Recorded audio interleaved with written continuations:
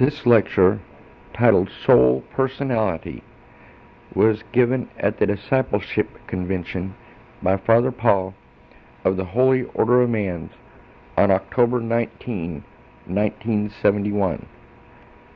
This lesson can also be heard on tape number 614. This lecture tonight is to follow the two lectures given during the convention on cosmic consciousness and the soul. Tonight's lecture might be called Soul Personality. I ask you again, what is you? It is not the outer physical form, the facial contour, weight, coloring, or size. These may aid in the identifying you, but deprived of all these, you still have a realization of self. As apart from every other individual who might be identical to you in dress, in face, and form, this is because there are forms of which you are conscious, which do not arise from any external stimuli. Your opinions, thoughts, conclusions are intimately of you, and as you entertain them, they stimulate your emotions, and these stimulations engender sentiments. The sentiments merge with the feelings and thoughts, so that you have more than a mental picture. You have a definite mental form that is colored with feeling. The dictionary definition of personality runs similar to this: the habitual patterns and qualities of behavior of any individual, as expressed by physical and mental activity and attitudes. Also, the quality or fact of being a person, derived from the Latin persona, mask. Individuality, that which distinguishes one person from another, originates from the Latin word not to divide, or indivisible, but not, now, thus. This is a very interesting definition of the word: the habitual patterns and qualities of behavior of any individual.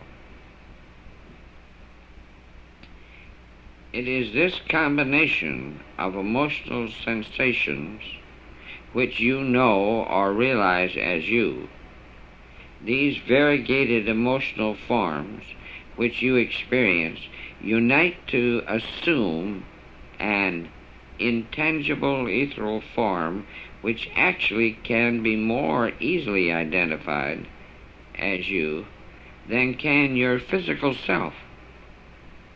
This ethereal form is the personality. It is part and parcel of the record of the soul. Thus the arrangements of our thoughts, that is, our reasoning, our state of consciousness, all of these are responsible for the exciting of our emotions and the arousing of our sentiments. They all contribute to the nature of this ethereal form, this emotional, or rather psychic, side of the self, which we term personality. If one or more of our emotions is continually excited, or we become dominated by one or two sentiments which become a fact, that we occupy our consciousness constantly with certain thoughts. It is reflected in our personality, and even sometimes stretches a little further, that we become obsessed with them. The personality is an aggregation of our dominant emotions and sentiments. If you are a normal being, your personality can be as you will it, not merely by willing it, but through will directing your thinking into such channels as incite the finer and nobler emotions, and gentler and delicately evolve the ethereal self or personality. The coarser of thoughts, and the more harsh the sentiments, the more offending the personality. The finer and the more delicate of thoughts, the more refined the sentiment, and the more pleasing, harmonious, and attractive the personality. Try each day to devote your thinking to that which arouses the gentler emotions, and you will experience a favorable transformation in your personality in a brief time.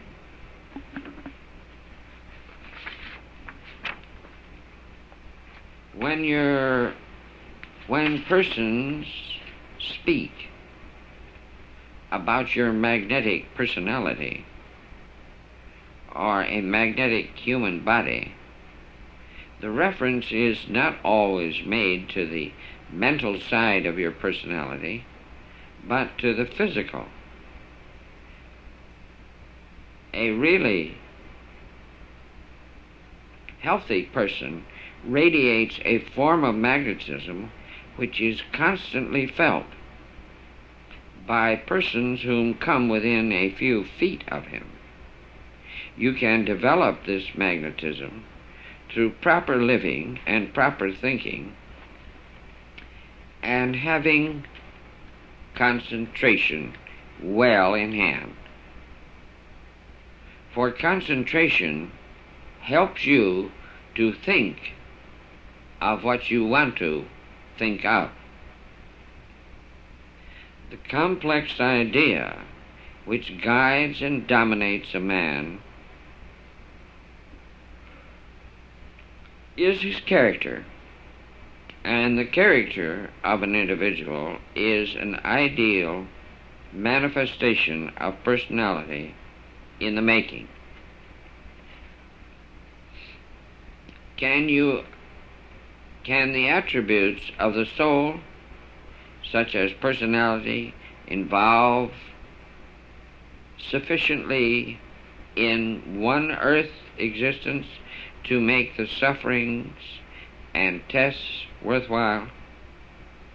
Is it not a fact that with the average person, the lessons of life are not learned until after middle age?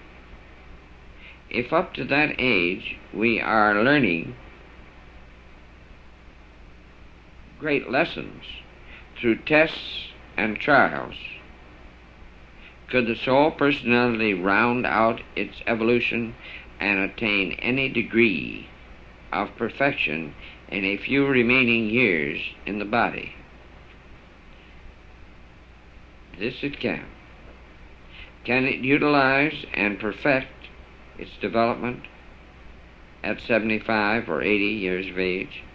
And even if so, what purpose would it serve if the perfection in development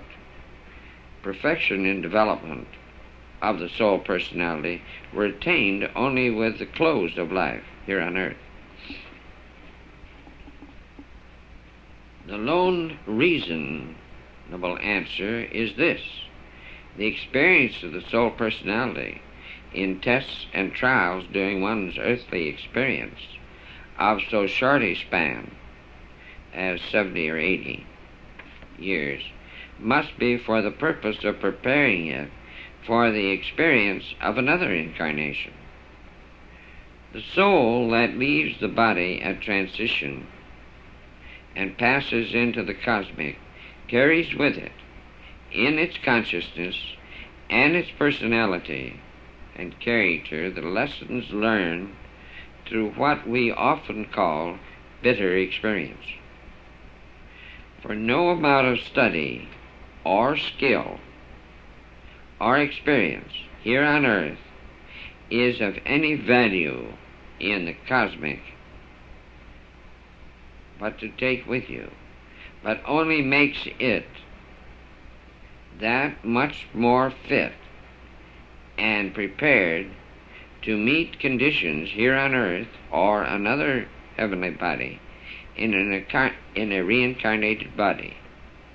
Their only value in the cosmic is to enable them to work better with the soul still on earth.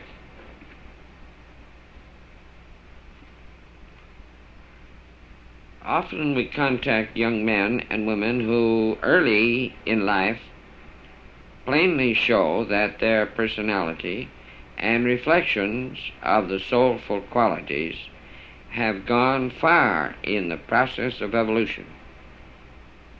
We find them naturally radiant in a brilliant aura of strong personal magnetism.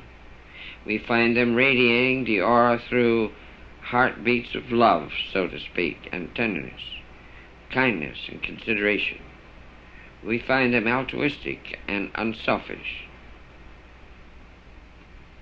We see them becoming more spiritual or divine, more beautiful in soul, personality, and the character each year. Does not their youthful attributes indicate that the soul personality within them had contacted life and its problems once before, and thus was experienced in many problems? The psychic reactions includes as a function of itself that which we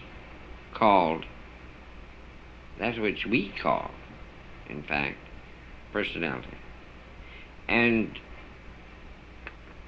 the soul does not lose its personality through the change called death, but continues on and can communicate with us on this plane.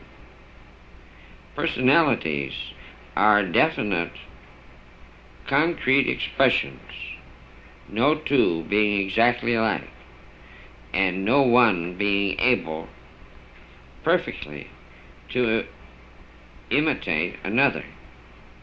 Certain scientists have been convinced by experience and experiments, while seeing and hearing nothing provable, that they were in contact with the personality of a certain person passed on, and whose mannerisms could not have been copied.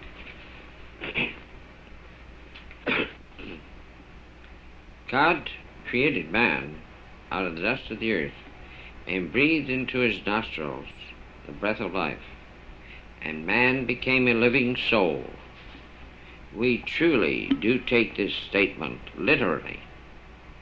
We compare the lifeless body of a man with that of a man whom was lying beside him in sleep. What is the difference? In other words, we most naturally assume that life, soul, and breath are related. And we should know at this time in our studies whether this is so or not. If we take the oldest language, going back to the Zenavesta, Sanskrit, and then to Greek, the Roman, Latin, and nearly 50 other tongues, we find in the dictionaries and their interpretation that the words soul and breath were synonymous, using the same root. And we find that when the ancient people, through their most learned teachers, wished to express the soul quality of being, they used the same word that they used for breath. But most of them used a distinction between spirit and soul. But this we find that the oldest thinkers knew the relationship of soul and breath mainly and maintained toward man's experience. Maintained it toward man's experience. Even though we are agreed that the soul and the breath are so closely related, we have discovered little regarding this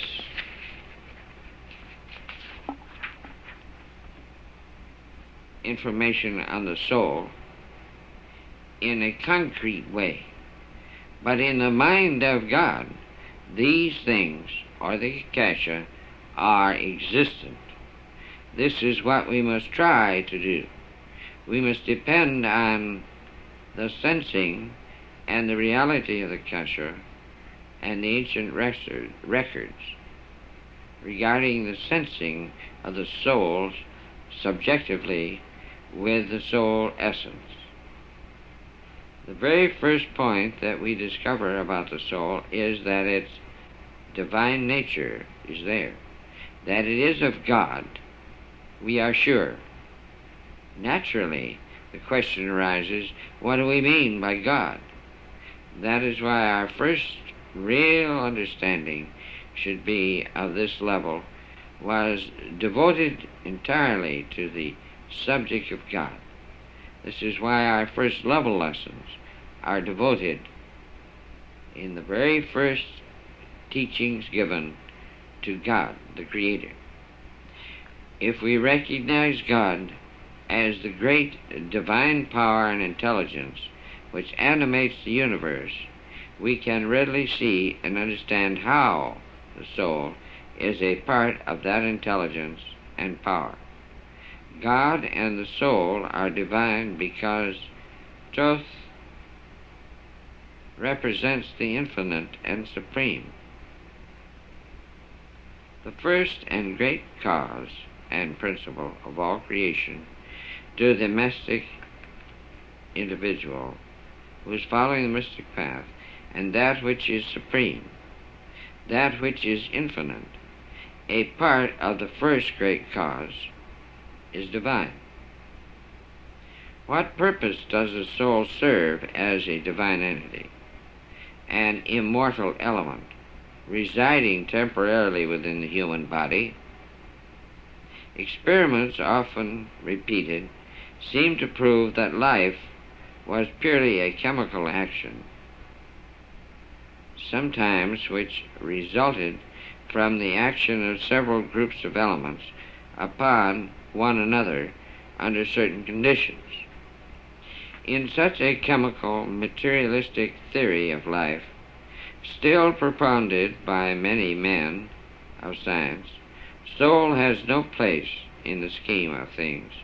Therefore, soul does not exist, since there is no necessity for it. This is their thinking. Even the theologians attempt to explain for the existence of soul and its purposes in the human body did not make the soul a necessity or a necessary attribute to man's earthly existence or development.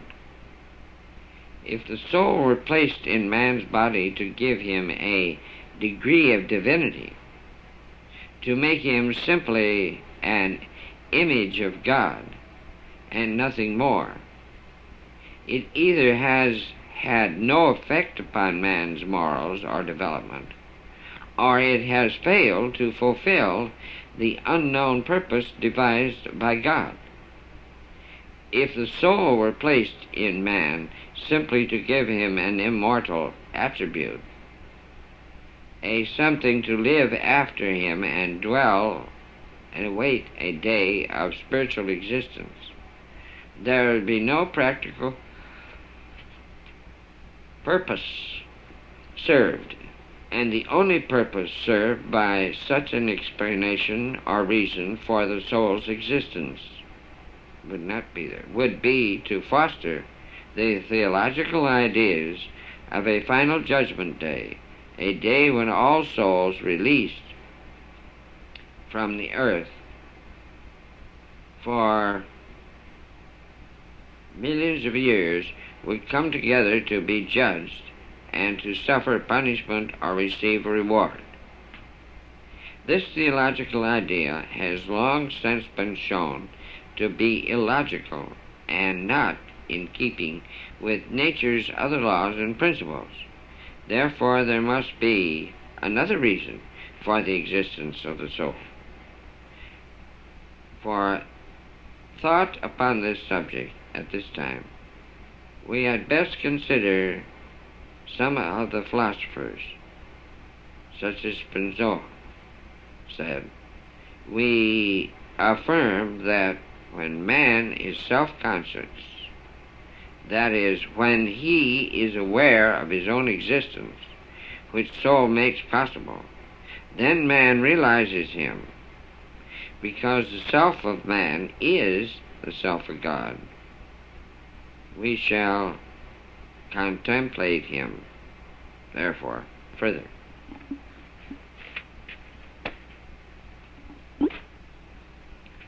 Let us now consider from another angle of this thought the character of the person again.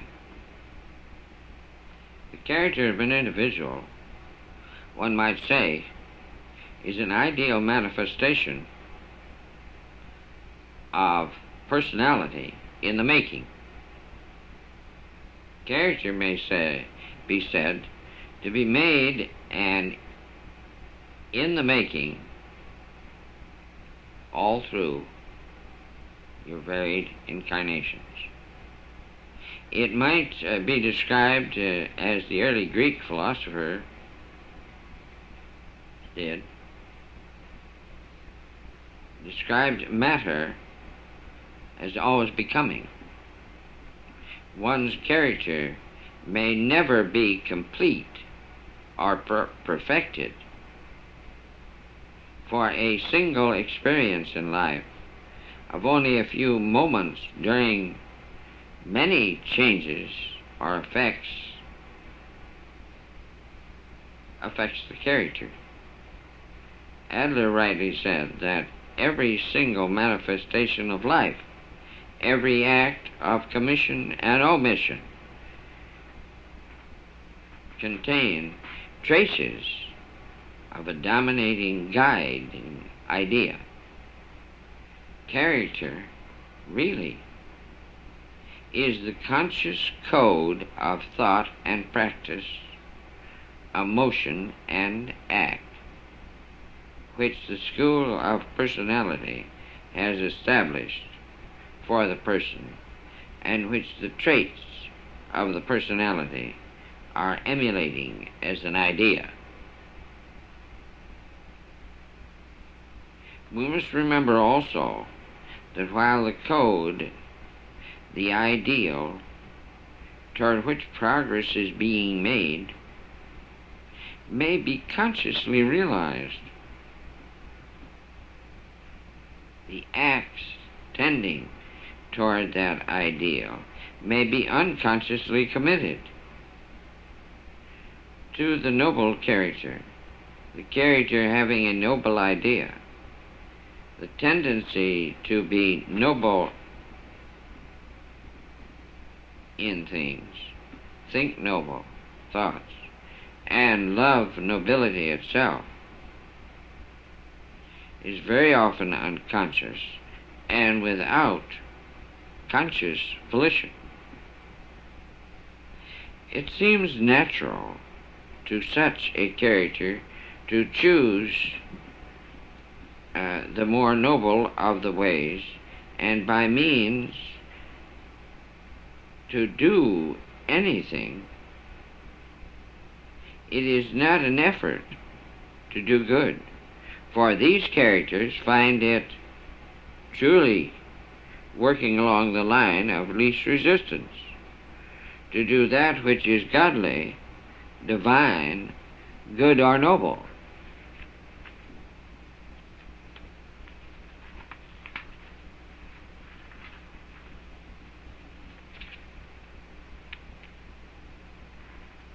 Therefore, we must understand that character is what we are making it according to our understanding, our education, our experiences, and our attunement.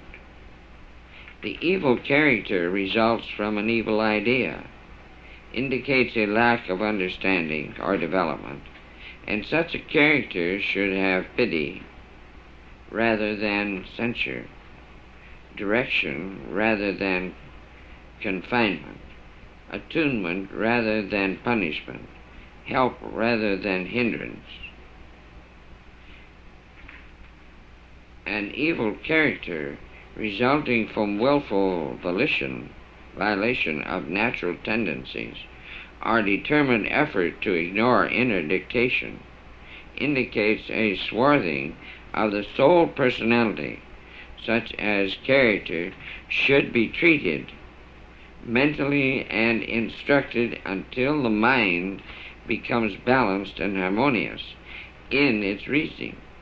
A noble character resulting from the noble idea indicates perfect attunement with natural forces and cooperative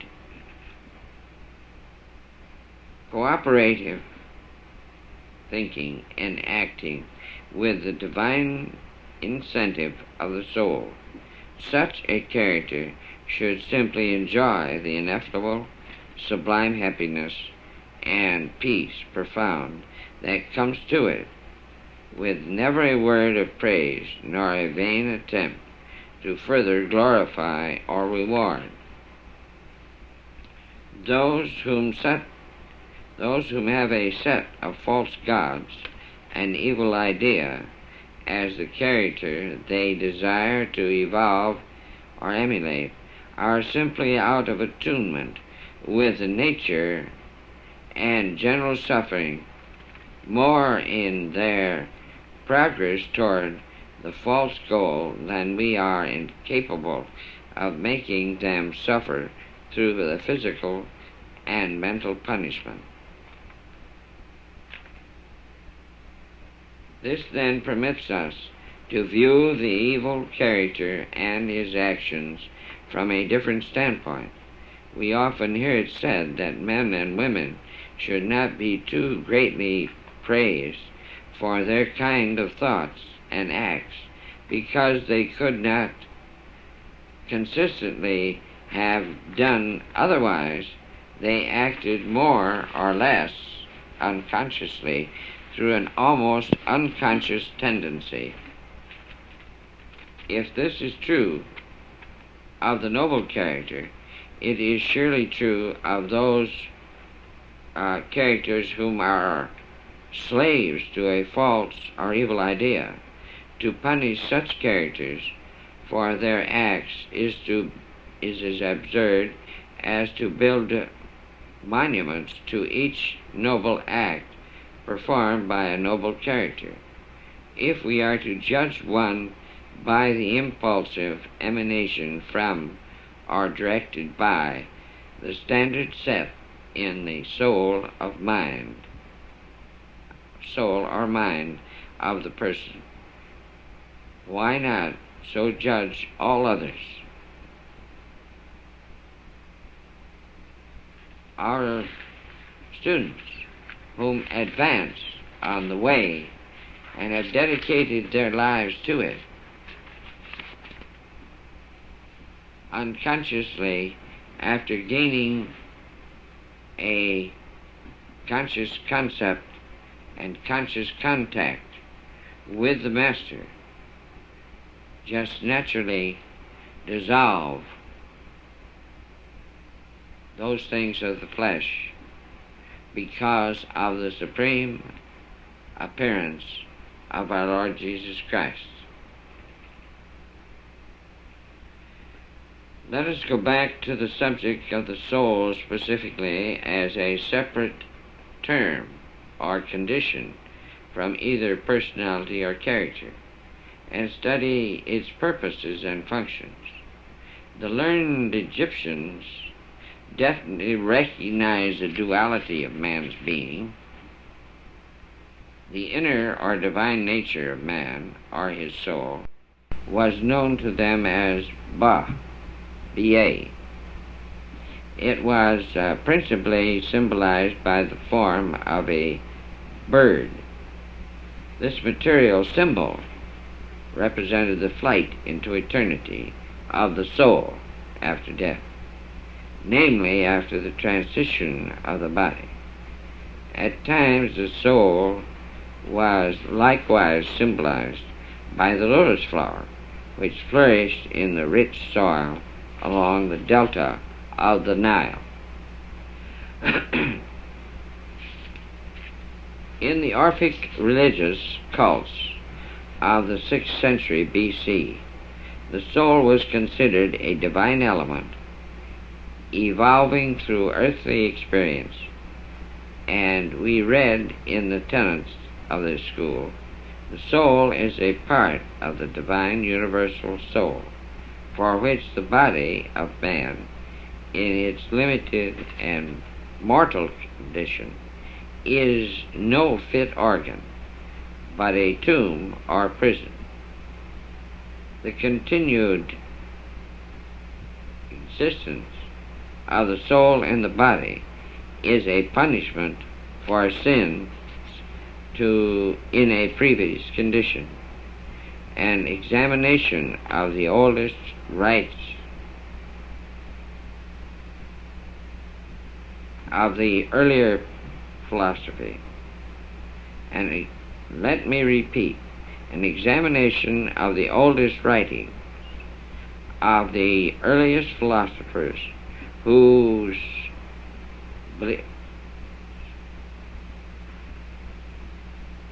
is a belief in the soul was a part of the principle of the primitive culture, taken over from incarnation to incarnation.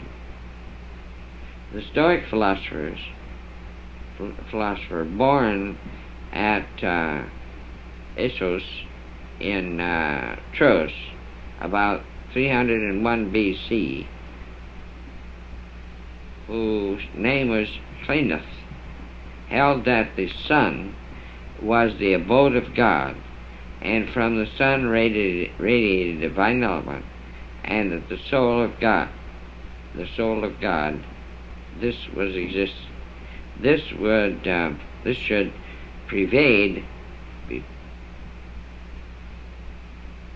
This should pervade in all space, and inseparable segments enter the human body born on earth. Spinoza said, the human mind cannot be absolutely destroyed with the body, but there remains of it something which is eternal. To this he latter added, and this sometimes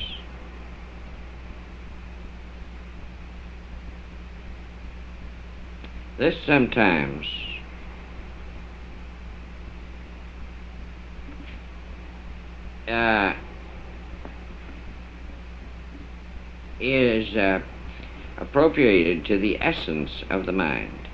It is conceived by a certain eternal necessity through which the very essence of God shows. Plato's voiced this same idea in these words, as manifestly as the human soul is, by means of the human sense, linked to the present life so manifestly it attaches itself by reason and the conception, conclusions, anticipations, and efforts to which reason leads it. And this is to God and eternity. We note in the study of any philosopher, based upon a thorough examination of the man's mentality and mental condition, spiritual existence that of it which is associated with the soul is mind, and the mind is an attribute of the soul.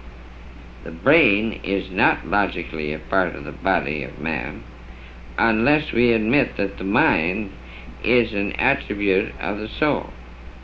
The functioning of the brain does produce or releases material energy to affect minute parts of the body.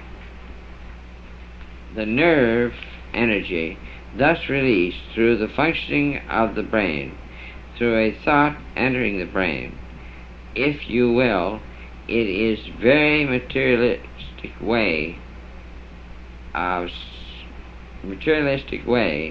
and a very material energy measurable by definite materialistic mediums and standards. With this fact granted, we still have consciousness to explain and understand. To say that it is the sum of mental states is to say that it is the sum of the material functions of the brain. This, we are told, is demonstrated by the fact that consciousness ceases when the brain is made inactive through an inhibition, or to hold, or to blow,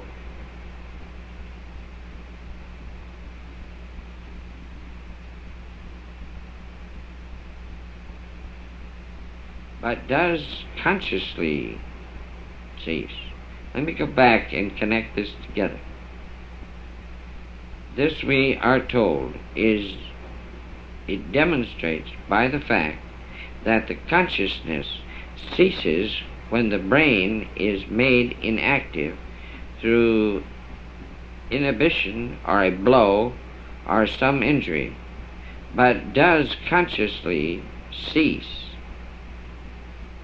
This is the question.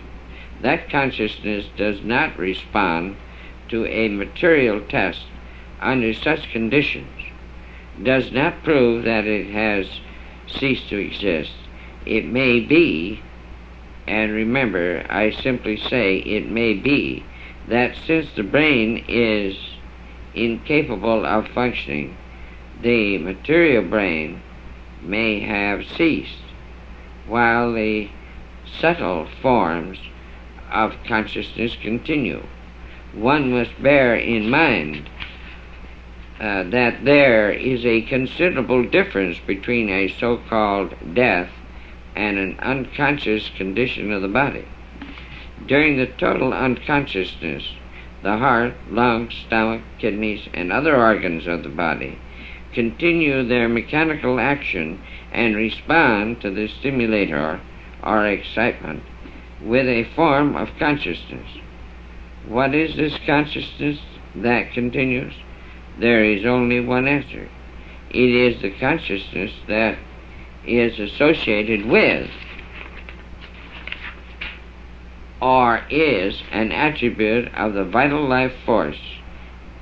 This means the life force, the active life force, the consciousness that ceases only when the life force itself leaves the body. This statement of the materialistic is also observed and abused, that the dissolution of the body causes the cessation of consciousness, Dissolution and disintegration of the body may exist and develop in several parts of the body while consciousness remains.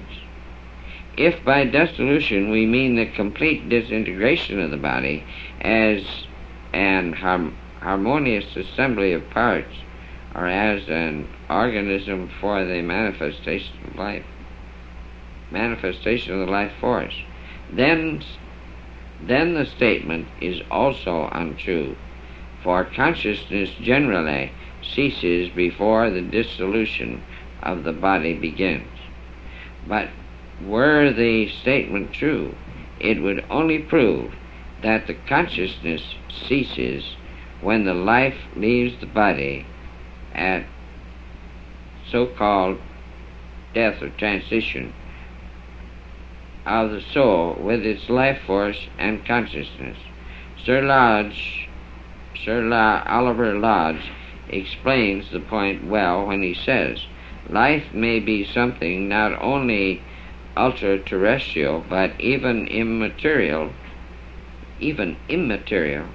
sometimes outside of our present category of matter and energy, as real as they are, but different, and utilizing them for our purpose. Professor William James also derives the idea that thought is a function of the brain, but says that although thoughts need brains for its organ of expression, it may not always be so, or even so in a very uniform, may not always be so, or even so in a very uniform expression.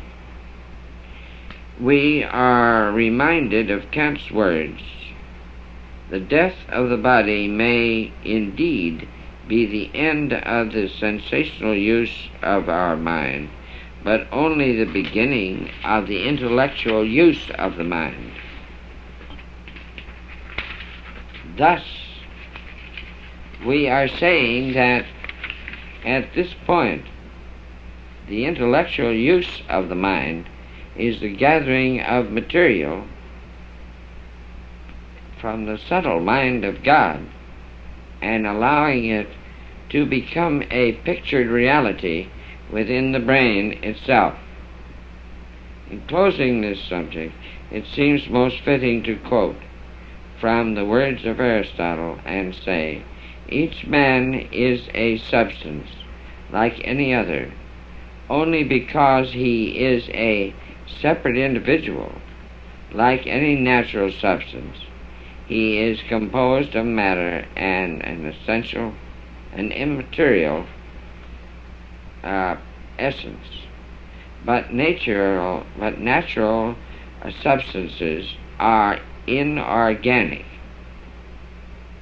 and organic are inorganic and organic, and man is an organic substance composed of an organic body of matter and a soul, an essence, which is the primary actuality of an organic body capable of life. Still, man is not the only organism, and